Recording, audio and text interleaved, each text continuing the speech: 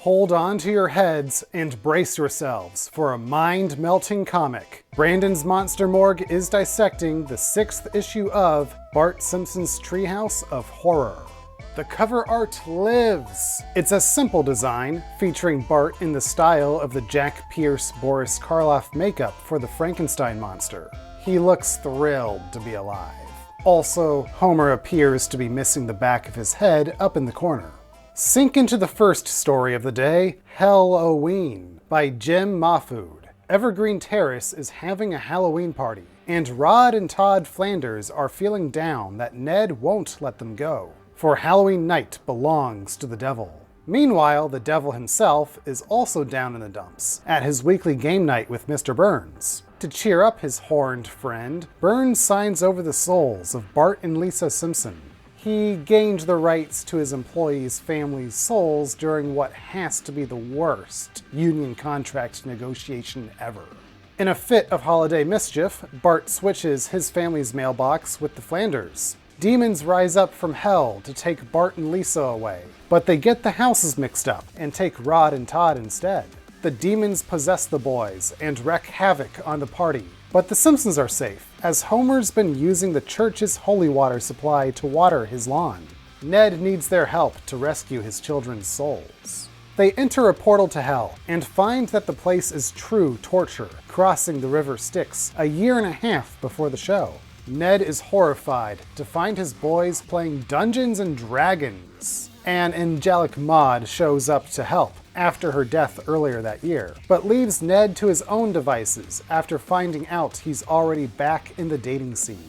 He ends up making a deal with Satan to take over hell for 2 months every year to give the Dark Lord a vacation. And you know what? Ned isn't bad at the job at all. There is a lot to take in from this story. It constantly has something new to show you, throwing jokes both in your face and into the background. You won't feel like yourself during our next story. It's Metamorph Simpsons, written by Peter Cooper. Homer wakes up, horrified to find he's turned into a giant cockroach. Marge and Mr. Smithers are outside the bedroom, trying to get Homer to come out for work. They are not prepared for what they see when the door is opened. Smithers fires Homer immediately. Homer reflects upon his situation when Bart and Lisa bring him some garbage for food. Homer is remorseful, but the trash does seem tasty to him. The family has to make sacrifices now that Homer is out of a job. His mental and physical states are deteriorating, and the sight of him causes Marge to faint. Things are difficult around the house. A month passes, Moe and Barney are renting rooms in the house, and Homer looks terrible. He looks even worse after Bart skateboards down the stairs. Fortunately for Homer, or unfortunately, it was all a dream.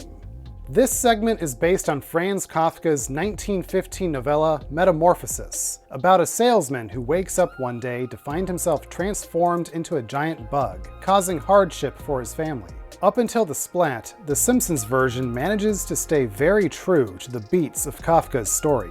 And when it does have to deviate, it still holds on to the melancholy tone of the original text. Strap yourself down for our next shocking tale, Young Frankenstein, by Bill Morrison. Bart gets hit by a car, again, killing him and the squeaky-voiced teen who was driving. Professor Frankenstein and his trusty flying monkey, Balfagor, witness the accident and pull the bodies for some reanimating experimentation.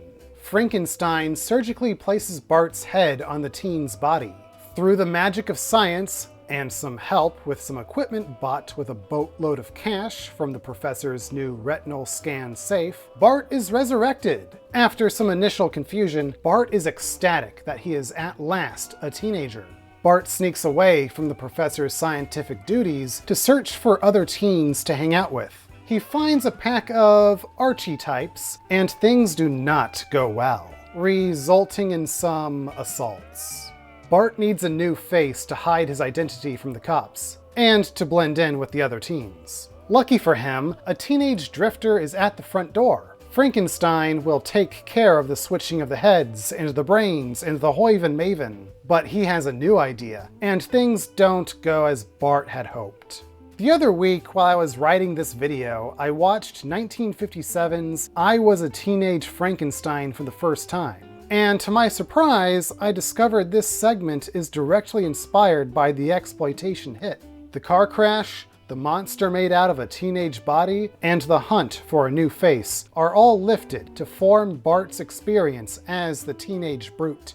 Frink's secret safe even looks like Dr. Frankenstein's crocodile hatch. And you know what? This comic book story is actually better than the movie it's based on.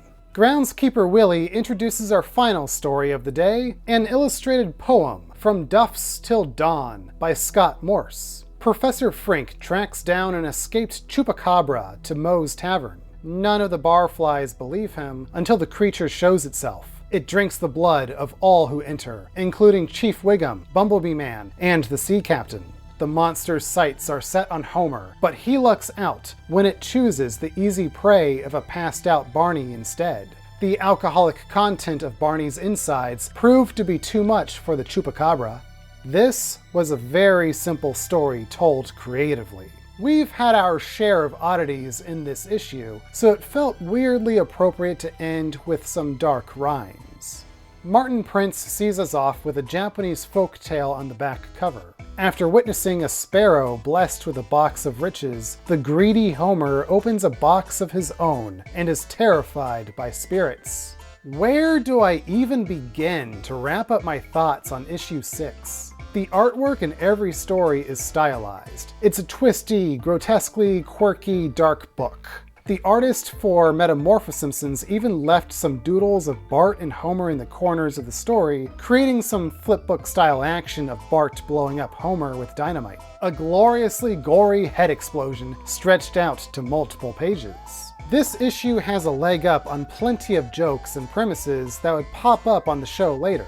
This month, we were treated with everything from 1910s Kafka-esque to 1950s schlock to just the generally hellish. Bart Simpson's Treehouse of Horror starts to feel very comfortable breaking from the norm with its comic book format, and the Treehouse will be causing us some discomfort next month.